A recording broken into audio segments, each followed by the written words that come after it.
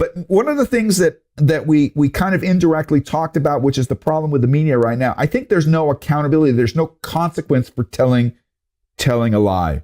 And let's bring this back into politics. And I think this is something that can apply to the private industry and CEOs as well. I think our culture is still kind of imbued with the concept of power by the right of God, and our leaders are untouchable, and they're above us. And yes, we might cancel them, but I don't think our culture has evolved so far to have true accountability.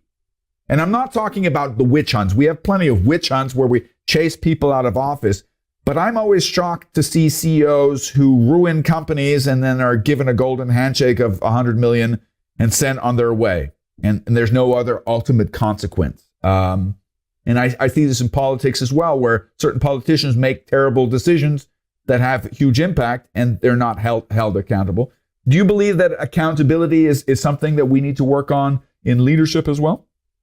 Yeah, I mean, there is this collective responsibility that you have. So in the British system, it is the cabinet that does that. We have a cabinet-led leadership capability, different to the presidential design that you have over in America. So the prime minister does have certain powers, but ultimately can't, through executive decision, go off and then declare war or send troops somewhere without cabinet agreeing. There must be that ability to confirm what's going on, or indeed stand up to the prime minister too.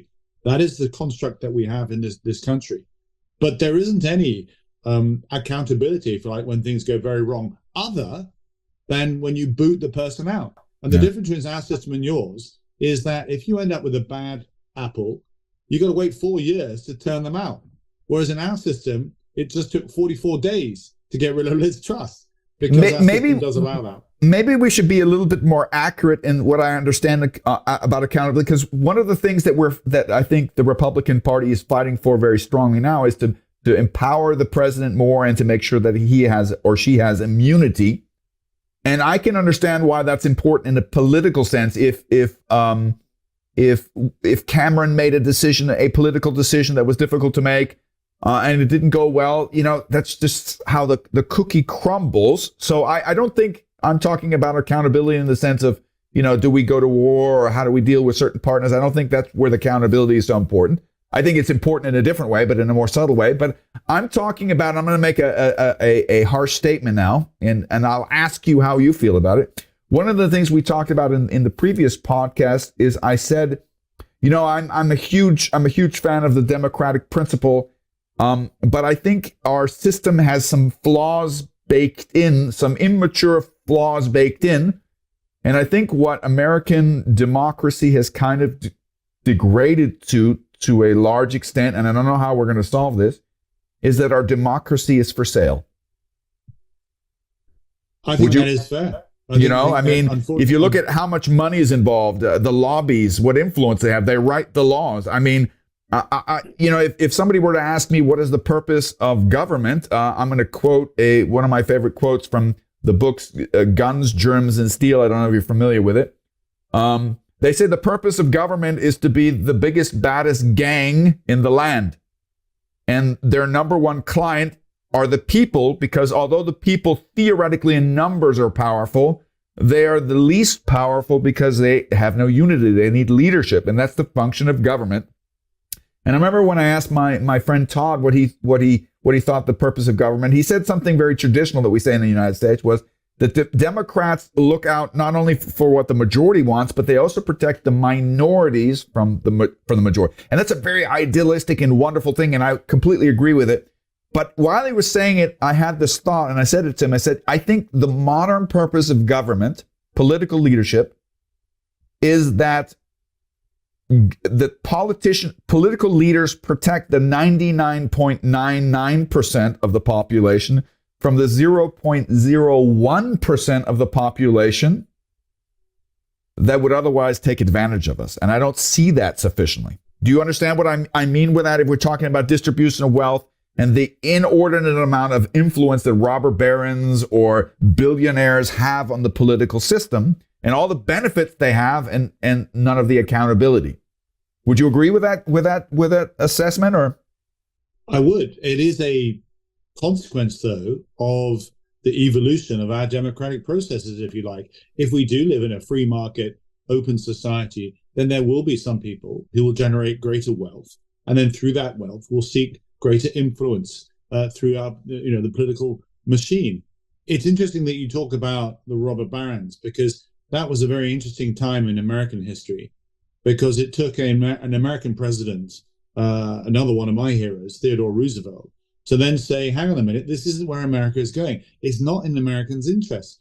And I can't help thinking a little bit that this experiment that Trump, I think, will take us on, with Musk next door to him, advancing a very new approach to how government should operate, including getting rid of the Department of Education and so on. It will either work and be, oh my God, why didn't we do this before?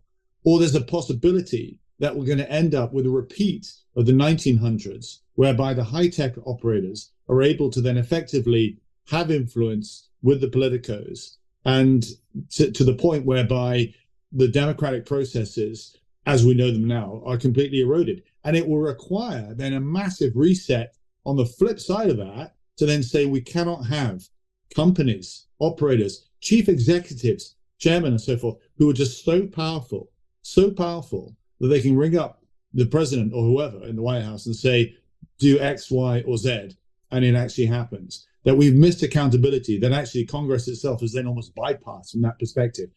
And that's why I think this what happens in the next 4 years will be very, very telling indeed. I'm afraid that my inclination would be that we've let the fox be in charge of the coop of hens, but I keep my fingers crossed that I might be mistaken. I would love to be mistaken, but I think even if my fears come true, I think it's a call to action for us citizens and for other politicians to maybe start building a resistance and come up with a better alternative. Yeah. Do you see yourself ever returning to politics again? That's a big question. I certainly felt that I'd ended prematurely, that I still have this energy, this zest, this desire to participate in the electoral system, partly because also stepping on the outside is actually quite healthy occasionally. You get a different perspective and you can see. Remember that film, The Dead Poets Society? Do you remember that one? And he gets them all to stand on the desk and look at the classroom from a different viewpoint. And that was quite stark for me to say, actually look at things from a different angle. And I look at Westminster, I walked past it today, and you realize that actually Britain is not hanging on every word that you say in the chamber. There's an awful lot of Britain that doesn't care less about what goes on in there. But there are moments where it does matter. And there is a better way. It's not being utilized. I mean, go back to Stephen Covey. He asks 2 questions. I think it's in the 7 Habits of Man. He said, do you do stuff every day which you're told to do because your boss tells you to do it, or that's expected of you, but really doesn't change anything? And all of us can say, yes, we do. A lot of our life is full of stuff which we really shouldn't. It's not going to change anything at all. We do. We turn up to meetings. Stuff is on the agenda, whatever. Secondly, do you have skill sets that could be used to advance what your boss does, your company does, or whatever, but are not being utilized? And if the answer to both questions is yes, you're not a happy bunny because you're doing stuff you don't understand why, and it's superfluous really what the company does. Not only that, but you're harboring skills and energy that are not being tapped into. And boy, is that Westminster to a T, is the fact that you've got good, capable people in there now too shy and hesitant to speak out because of the systems itself, unable to make the right decisions as well, but every day going through processes of discussions and bits and pieces which you watch and you just think, why are you actually doing that? Because you're not changing anything at all. You're doing it because it was done that way 100 years ago and we've not updated the whole system.